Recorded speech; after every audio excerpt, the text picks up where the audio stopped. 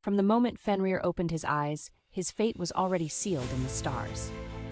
This was no ordinary wolf.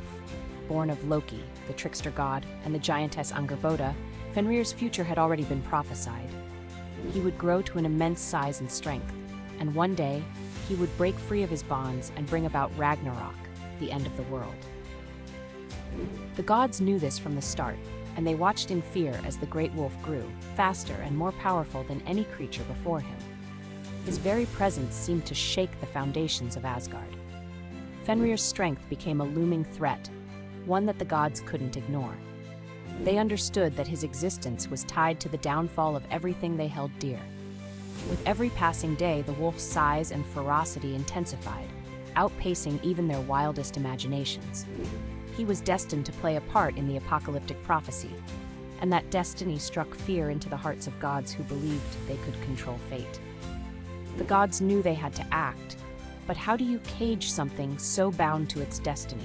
They devised schemes and tricks, trying to find a way to bind Fenrir, not just physically, but to chain the very prophecy that hovered over him.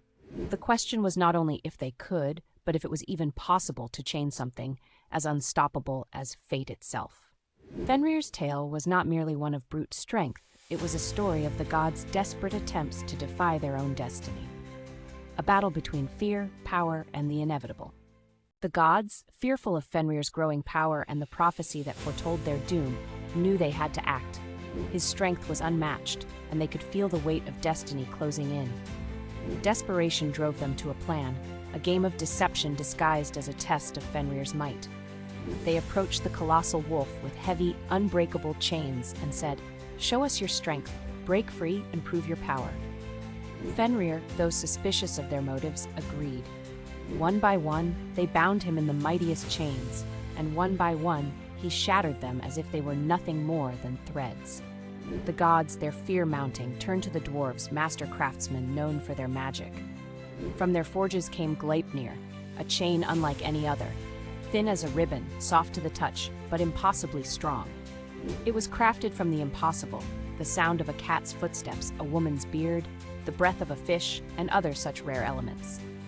Gleipnir was as deceptive as it was powerful. But Fenrir, ever wise, sensed the trap. He agreed to be bound by Gleipnir, but with a condition. One of the gods had to place their hand in his mouth as a sign of trust. The gods hesitated, knowing the risk, but Tyr, the god of war and justice, stepped forward, offering his hand to the great wolf. The trap was set, the tension unbearable.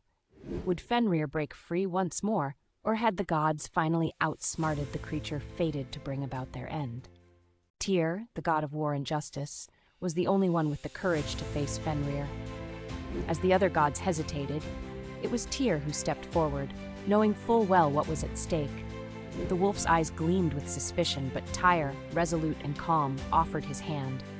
The gods watched in silence, their hearts pounding in their chests as Tyr placed his hand into Fenrir's gaping jaws. The air grew thick with tension as the mighty wolf struggled against Gleipnir, the enchanted ribbon.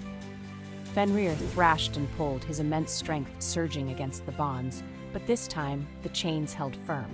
The gods had finally succeeded in binding him, but victory came with a price.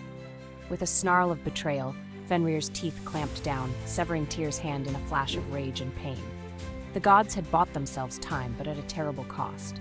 Tyr stood, handless, his sacrifice echoing through the halls of Asgard.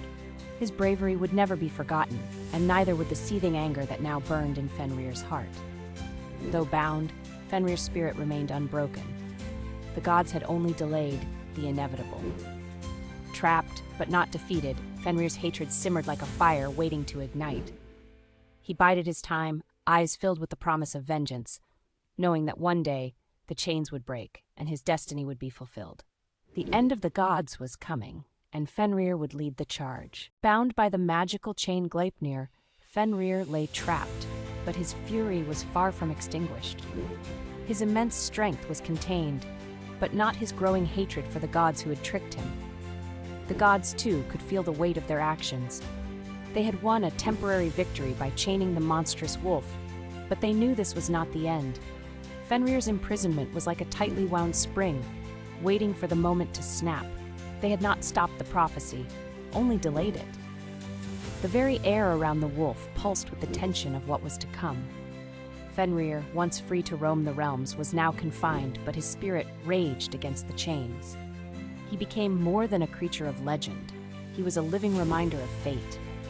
His very existence whispered to the gods that no matter how powerful they were, they could not outrun their destiny.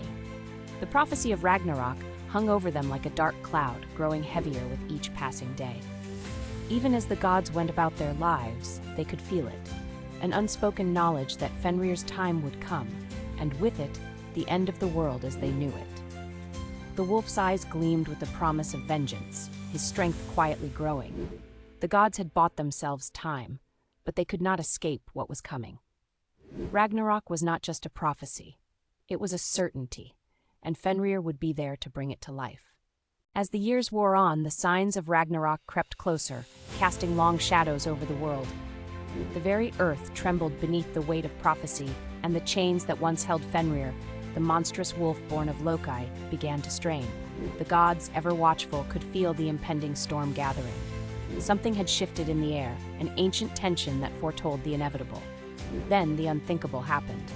Fenrir, whose rage had simmered for centuries, snapped his enchanted chains. In that moment, a new era of chaos was unleashed. His thunderous howls tore through the skies, reaching every corner of the realms, a chilling signal that the end had come. No longer bound, Fenrir was more powerful than ever, his enormous frame casting a shadow of dread over all who witnessed him. But this wasn't just a battle of brute strength. It was far more than that. This was a collision of fate and free will, where gods and monsters would clash in a struggle between creation and annihilation. As the gods assembled, each knowing their fate yet unwilling to surrender, the atmosphere crackled with anticipation. Fenrir's eyes burned with vengeance, a beast set on destruction, while the gods, though resolute, knew the prophecy they fought against. The stage was set for a confrontation that would forever change the realms, where gods would fall and the world, as they knew it, would be torn apart. The time for Ragnarok had come, and with it, Fenrir's long-awaited revenge. Finally free from the chains that had held him captive, his wrath was focused on Odin, the All-Father, the very god who had ordered his imprisonment. Across the battlefield, the gods gathered, their faces grim, knowing this would be their last stand. But none of them could match the sheer force of Fenrir. His massive form towered over them, his jaws so wide that they could swallow the sky itself. His strength was unlike anything they had ever faced. Odin, the wise and powerful king of the gods, met Fenrir head-on, wielding his spear with all the might he could muster. But this was no ordinary battle. It was the final clash of a prophecy long foretold. Fenrir, driven by centuries of rage and betrayal, had been waiting for this moment. The battle raged, but it was clear from the start that destiny could not be denied. Odin, despite his valor, was no match for the beast's fury. In one swift, merciless strike, Fenrir tore through the All-Father, killing him in a brutal instant. As Odin fell, the gods looked on, their hearts heavy with the knowledge that fate had finally caught up with them. The weight of prophecy bore down on them all, and though Fenrir had claimed his victory, the destruction was far from over. The world itself would soon fall into chaos, as the cycle of destruction and rebirth began to unfold.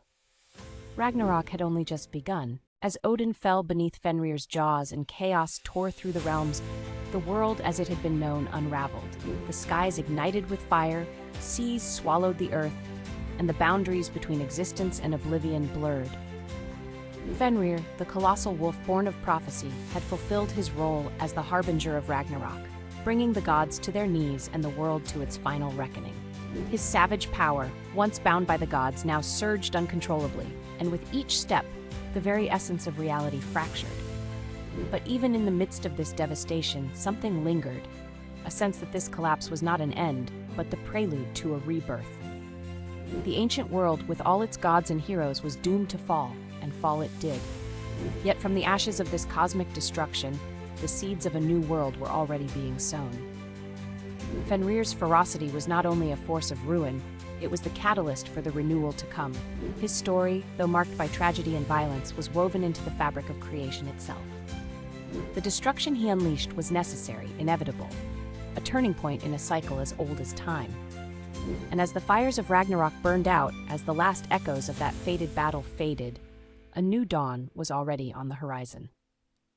Fenrir's tale was not merely one of doom, but of transformation, a reminder that from destruction, something greater may rise. As the fires of Ragnarok faded and the world crumbled to ash, it seemed like the end of everything. The gods who had survived stood amidst the devastation, surrounded by the remnants of their once mighty realm. Yet from the ruins, something remarkable began to stir. Life, fragile and delicate, started to emerge from the very ashes of destruction. The gods, weary from the battle, realized that this was not the end, but the start of something new. The ancient cycle of life, death, and renewal had begun again. Fenrir, the colossal wolf, whose role in Ragnarok had been foretold for centuries, had fulfilled his dark destiny. He had brought about the end of an age, tearing through gods and realms alike. But Fenrir's legacy was more complex than mere destruction. His actions had torn down the old world, but in doing so, he had cleared the path for a new beginning. Though feared and reviled for his role in the world's end, Fenrir's name would live on not just as a harbinger of doom, but as a key figure in the cosmic rebirth that followed. The tale of Fenrir, once feared as a monster, became a symbol of the eternal cycle, an intricate thread woven into the tapestry of Norse mythology. His name, like the world, would endure. It would serve as a reminder that from the darkest moments, from the very edge of oblivion, new life can always rise.